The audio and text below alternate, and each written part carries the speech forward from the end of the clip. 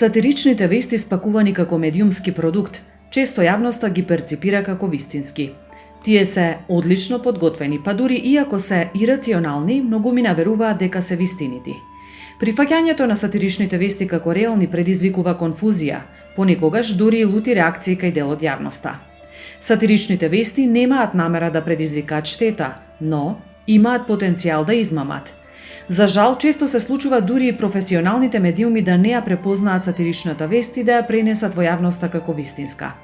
Во 2012 година, еден кинески вестник јавно бил исмеан поради пренесената сатирична вест во која севернокорејскиот лидер Ким Јонг Ун беше представен како најсексипилниот човек во живо.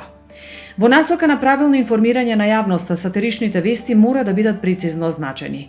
Праксата покажува дека означувањето на сатиричните вести, особено кај одредени медиуми, често е недоволно прецизно означено, токму во функција на креирање на дезинформативен наратив, со што јавноста се доведува во заблуда.